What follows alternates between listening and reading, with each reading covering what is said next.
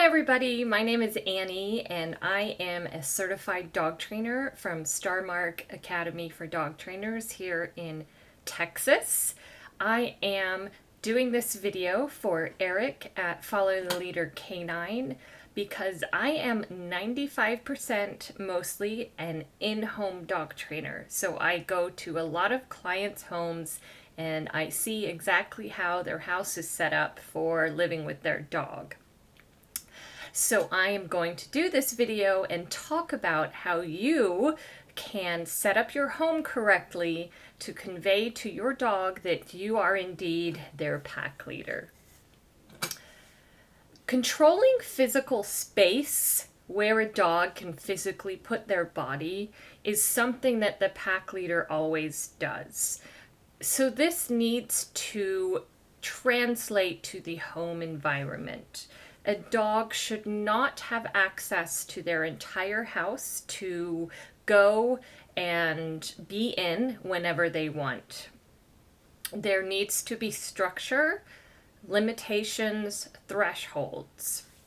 So the way that you can be the boss of the space in your home are several. The first one is thresholds. There does need to be certain places that are off limits. For example, I do have a lot of clients that realize their dog never needs to go upstairs. Now, maybe they could for sleeping. Maybe it's upstairs, straight into the bedroom and straight into the crate, or their bed in the bedroom.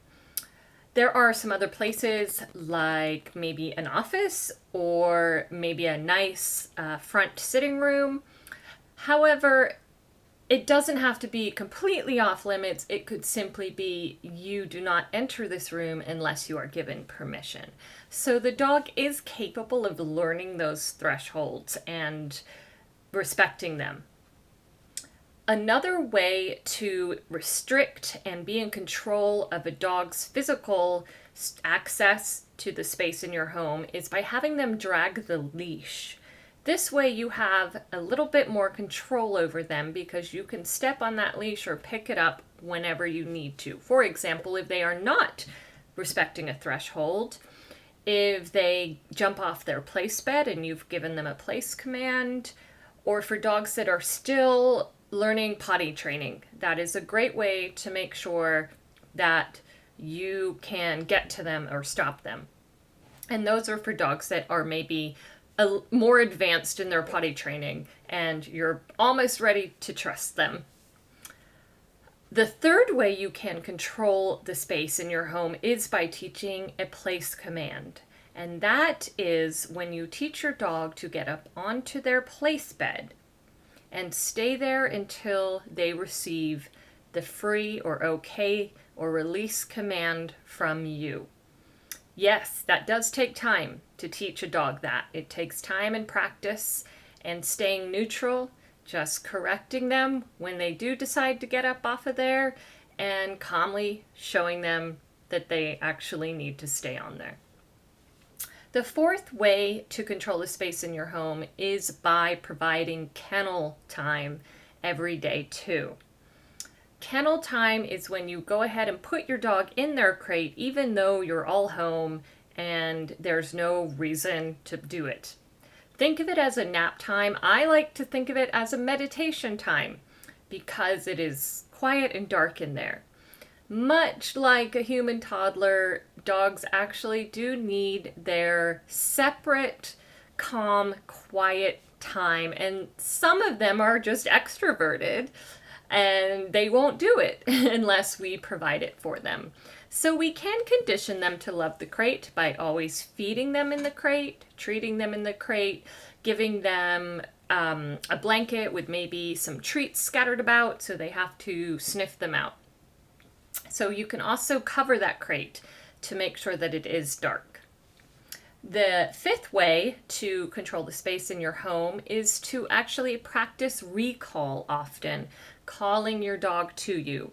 If you have a dog that is proving themselves to be well behaved and they are actually getting some free roaming time, meaning they are off leash and they're not on place and they are able to walk around the room because you do trust them so much and they are so well behaved and they do listen to you.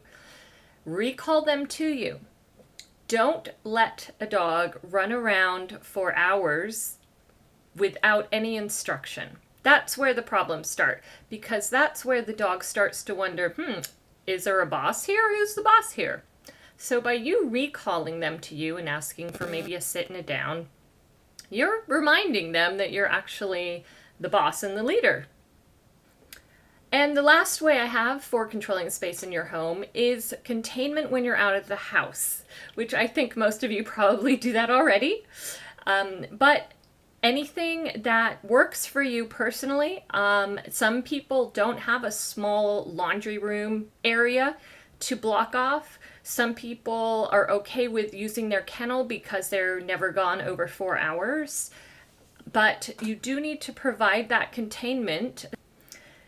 Now remember, with all of these things, everyone in the house needs to be on board. Everyone needs to understand how this works and why it needs to happen.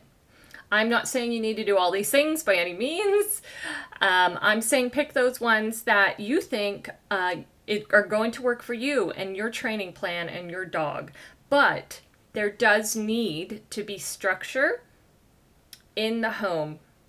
This will greatly help you have a more harmonious life with your dog. And also, when your dog knows that you are their leader, they start to trust more, respect more, and admire more, because they see what a great job you're doing and they see that you are benevolent and that you don't ask anything unfair. And that really does elicit some very sentient emotions from them. And you grow together, your bond thickens, and they enjoy listening to you.